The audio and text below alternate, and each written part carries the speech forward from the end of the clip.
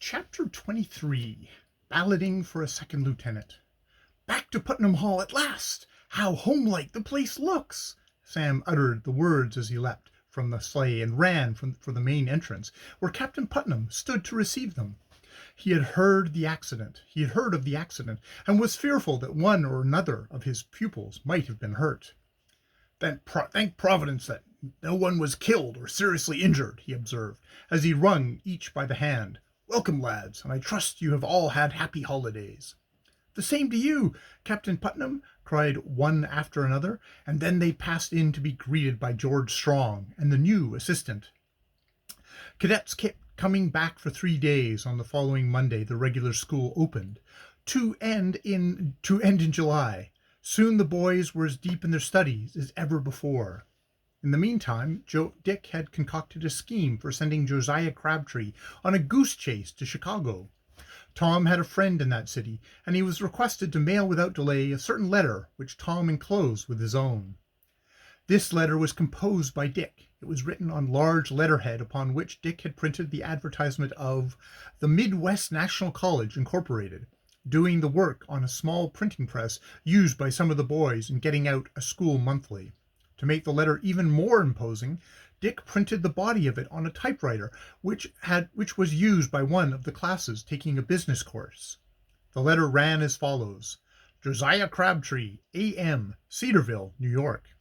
Chicago, January 1st, 189 Dear Sir, you have been recommended to us by New York Scholastic Employment Agency as a first-class teacher in mathematics, history, and other branches. We are in immediate need at the opening of this term of such a teacher, and will pay $2,000 per year. Will you come at once, at our expense, with a view with closing with us? Our institution is a new one, but we already have 80 pupils of the best families of the Midwest, and are certain to have 50 more before the end of the year. We understand that you are a bachelor, which state suits just our wants. Kindly wire us and come on before Thursday the 10th, if possible. The $2,000 per year is, of course, exclusive of board and suite of rooms, which we provide for all of our instructors. Yours truly, Andrew N. Bluff, LL.D., President. "If that doesn't make old Crabtree hustle, then I miss my guess," said Tom after reading the communication. "He loves money too well to let that $2,000 slide, marriage or no marriage. Even if he wants to wed, he'll go west to try and fix up to hold the position anyways." The letter was posted to the friend in Chicago that very night. On the letter to Josiah Crabtree was placed an address in Cedarville, which was certain to catch him. On the following day, Captain Putnam announced an election for second lieutenant of Company A. "Lieutenant Darman will not be here any longer, as his family have moved to England," he said. I trust you to elect the best cadet possible to the office. The election takes place next Wednesday at noon." At once a lively discussion took place. There were half a dozen pupils who wanted the position, and among them were Dick, Fred, and Mumps. "I ought to have that place," said Mumps. On the quiet he started to buy up votes, and where he could not influence them in any other way.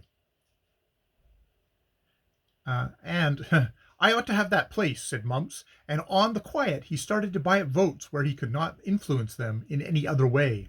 This move succeeded among the smaller lads, but the big boys turned from him with scorn. It must be confessed that Dick was exceedingly anxious when the time for balloting arrived. Would he succeed or fail? Just before dinner, Captain Putnam brought out a square box into which the ballots might be cast. "The cadets will stand up in a row to be counted," he said. "Major Connors, will you kindly count your command?" 87, including myself," announced the youthful major, after he had gone down the line and back with care. "Are any cadets absent?" "No, sir."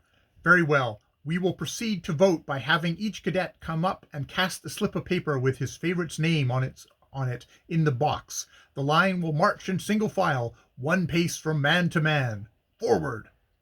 The captain stood by the ballot box, and up came the file, Major Connors first, and Captain Blossom following. In a few minutes all the 87 ballots were in the box, and then began the sorting out. "I will now read the results of the first ballot," announced Captain Putnam, holding up a paper with the figures, and amid a dead silence he began, "Whole number of votes cast, 87. Necessary to choice, 44. Fred Garrison has 32. Richard Rover has 8. George Granbury has 15. John Fenwick has 12. Consequently, nobody is elected. Another vote will be taken immediately after dinner. Then the companies were reformed and marched into the mess hall. Fred Garrison is ahead, came in a whisper from every side. Good for you, Fred. Mumps only got a dozen votes, came from one of the little boys. He won't get my vote next time. Nor mine, chimed in his chum. Don't worry, Dick, whispered Tom. The final result isn't reached yet. Somebody has got to drop out first. The dinner finished, the boys gathered in knots to talk the question over. Soon the line was reformed for a second ballot. At that moment, Fred Garrison stepped forward. Fellow students, he cried, one word before you vote. I wish to withdraw from the contest, doing so in favor of my two of my friends, Dick Rover and George Granbury. I thank those who voted for me before from the bottom of my heart. Hurrah for Fred! Came from a score of throats, and a cheer rent the air. We won't forget you next time, old man. Soon the second ballot was cast, and amid another silence, Captain Putnam read it off. Number of votes cast, 87. Necessary to choice, 44. John Fenwick has 7. George Granbury has 23. Richard Rover has 57. Richard Rover is declared elected second lieutenant of Company A for the balance of this term. A cheer broke forth, and many of the cadets came up to shake Dick by the hand. Among the number were Fred and George Granbury. You beat me fairly, Rover, said Granbury, a whole-souled fellow. I'm satisfied, so long as such a cad as Mumps doesn't get in office. Mumps was badly left, put in Tom. See, he is sneaking off to his room. I rather guess he wishes he hadn't run. I thank you all very much, said Dick, his face glowing. I shall try to do my best as second lieutenant. 3 cheers for all the cadets of Putnam Hall! And cheers broke forth with renewed vigor. Dick, you must do the square thing tonight, said Frank some time later. What do you mean? Asked the elder Rover. When a fellow is elected to office, he's supposed to treat his friends. All of the cadets will be sneaking up to your dormitory sometime between 10 and 12 o'clock tonight. Indeed. Dick mused for a moment. All right, I'll be ready for them, Frank, but mum is the word. You will treat? I'll treat every cadet who shows himself and doesn't make any noise. Good for you. Then I can spread the word, and that is all right? Yes, but, Frank, well, beware of Mumps. If he heard of what is going on, I think he would try to spoil our game. I'll be careful, answered Frank, and hurried off in one direction, while Dick hurried off in another. Both had scarcely disappeared, then Mumps came forth from behind a hall rack, which stood close at hand. How lucky to overhear their talk, said the sneak. Will I spoil their game? Well, just wait and see. That's all. End of chapter 23.